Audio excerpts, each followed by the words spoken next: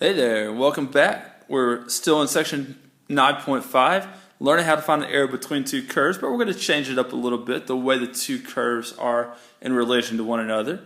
And there's not a lot of background for me to do here. You understand the basic concept of finding the area between two curves, and so we're going to go ahead and start that right now.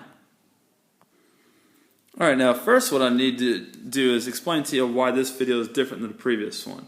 And I'm going to do that as I draw these two functions right here. In the previous video, we had two functions y1 and y2, where on a given interval, one of them was always higher than the other function. But I'm going to draw these two functions so that that's not the case. I'm going to draw them so that they alternate as far as which function is higher than the others.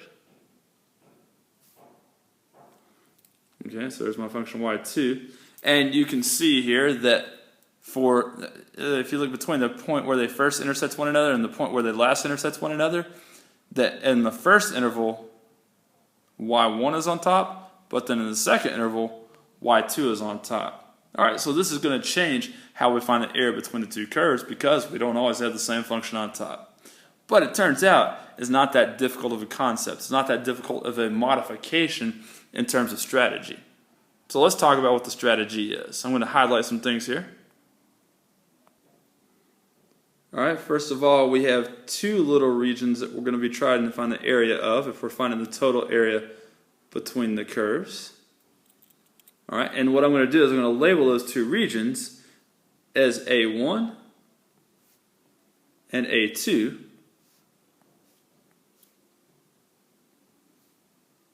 Right there and right there.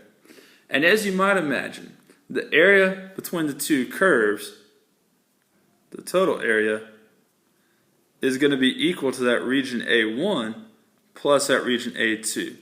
So the way we're going to change things here is we're going to be looking at the areas of two different regions separately. Alright, now how do we find the areas of each of those regions? Well, let me label the points of intersections for these two curves really quickly. We have three of them. We have there, and there. And I'd still like the first and last points of intersection for the two curves to be points A and B. So let's say that's A, and let's say that's B, and let's say there's some number C that's between them. Alright, now let's think about how you would find the area of that first region. You would find the integral from A to C, because that's where that region begins and ends, of the higher curve minus the lower curve, which would be y1 minus y2. Let me write that down. Alright, so that region A1 would be the integral from A to C of y1 minus y2 with respect to x. And then we're going to add to that the region of area 2. The region of area 2 begins at C and it ends at B. And y2 is the function that's on top. So we're going to find the integral from C to B of y2 minus y1 in order to find the area of that region.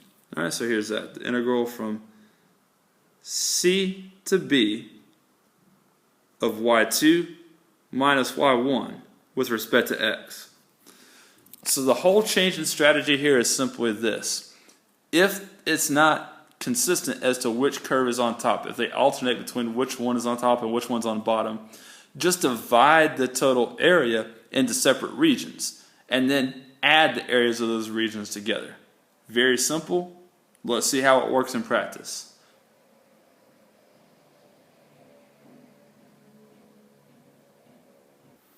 Alright, you see we're going to write an expression to find the area of the region bounded by, or the region between, the two curves y equals x cubed minus x squared and y equals 4x minus x squared. And then we're going to find the area.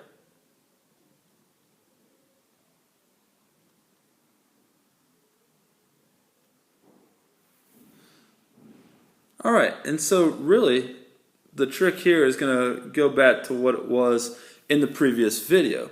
If we're going to find the area between the two curves, we have to know where do they begin intersecting and finish intersecting one another. Where is the region that's bounded by the two curves? And that'll help us find our lower and upper limits of integration. And also, we've got to know which curve is on top when. Now, you're welcome to go ahead and graph these on your GDC and figure it out that way. All right, I'm going to go ahead and sketch the graphs on the picture in front of you so we've got a good point of discussion. All right, from your GDC, you ought to be able to determine the graph of y equals x cubed minus x squared looks something like this. Intersects the x-axis at the origin, then it kind of curves down and goes back up this way. And we'll say that's our y1. Now, what might be difficult to tell from your GDC is that these curves do actually intersect 3 times. The curve of y equals 4x minus x squared, well, it intersects right here. Can you see those little yellow dots? Kind of hard. It goes through the origin, and then its other place that intersects the first curve is around here somewhere, and then it goes back and intersects the x-axis again. All right, but a downward-facing parabola like this. All right, and the area that we're trying to find then is going to lie in 2 different regions. Here's one region. All right. And then here's the second region right there. And you can see that in the first region, it's the graph of y1 that's on top. And in the second region, it's the graph of y2 that's on top. And so that'll affect, obviously, how we go about finding these areas. Now, we've discussed at this point which function is on top where. But what we also need to determine is where are these 3 points of intersection where the curves will meet each other. And so, as we did in the previous video, what we're going to do is we're going to simply, to find out where this and this intersect one another, we're going to set their 2 equations equal to one another. We're going to see where their y's are equal to one another. Using the transitive property of equality, if you remember such things. Alright, so let's do that then. Set x cubed minus x squared equal to 4x minus x squared. Now it's a cubic equation. We're going to set this equal to 0 just like we would a quadratic equation. So let's add x squared to both sides, and that will cancel out the minus x squareds. And let's subtract 4x from both sides. So we'll end up with x cubed minus 4x equals 0. And then we're going to solve by factoring. X times x squared minus 4 would be equal to 0, which means that we're going to get x is equal to 0 and plus or minus 2 for the different x values, and really those are the ones we care about the most, are the x values. So the first point of intersection happens when x is negative 2, second point of intersection is when x equals 0, and the third point of intersection is when x equals positive 2. And of course you can plug each of those values into either function in order to figure out what the corresponding y values are. If I plug in negative 2 into the first function, I'm going to get negative 8 minus 4, negative 12. So that's negative 2, negative 12. I'd get the same thing in the second function. I would get 0 if I plug in, or for y, if I plug in 0 for x. And if I plug in 2 for x, 8 minus 4 is going to give me 4. All right, but it is the x coordinates of those points of intersection that determine my upper and lower limit of integration. So let me highlight the values that we're actually going to use. Okay, those 3 values right there, negative 2, 0, and 4. All right, I'm going to make some room so I can show you the work here for the actual finding of the area.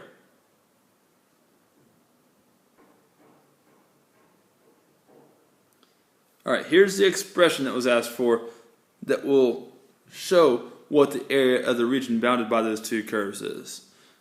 We're going to find first the integral from negative 2 to 0. Okay, I'm looking at this region right here from negative 2 to 0 of y1 minus y2, which was x cubed minus x squared minus the difference of 4x and x squared.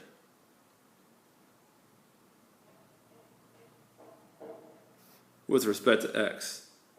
And then we'll add to that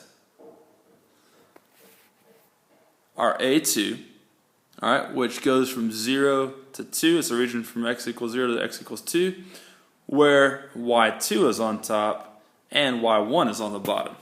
So the integral from 0 to 2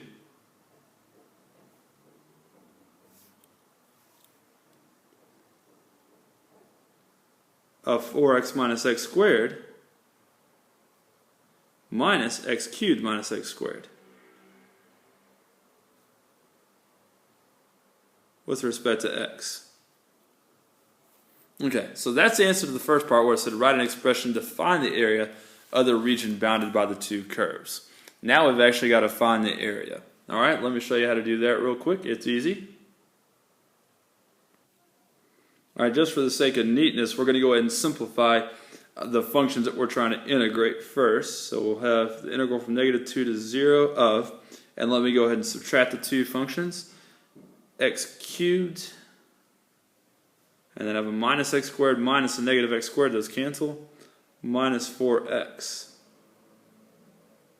dx. That's my a1, plus the integral from 0 to 2. Now in that I'm going to have a negative x cubed,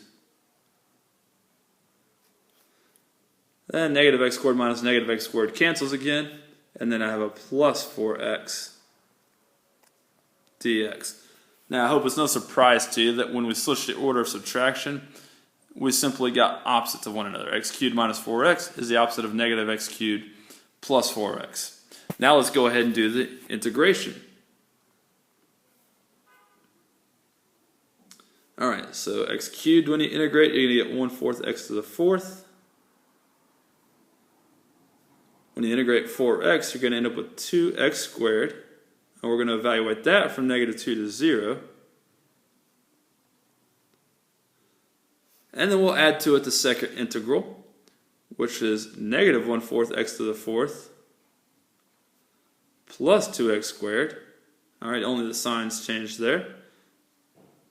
And we're going to evaluate that from 0 to 2.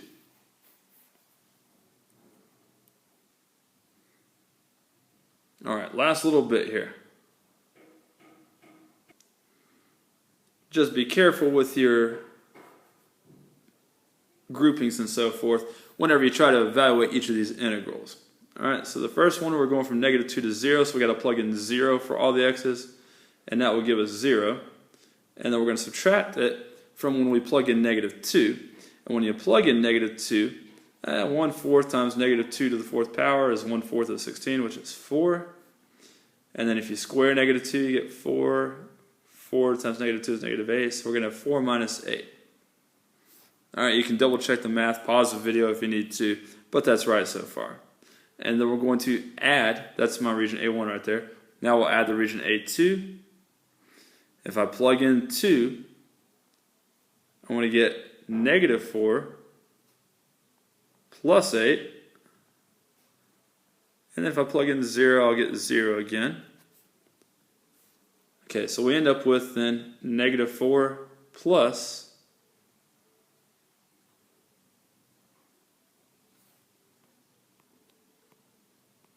actually that's the opposite of -4 plus 4. And then that gives you 4 plus 4, which is 8 square units then. Alright, that's how you find the area between two curves when they alternate between which function is on top of the other. Very simple. See you in class.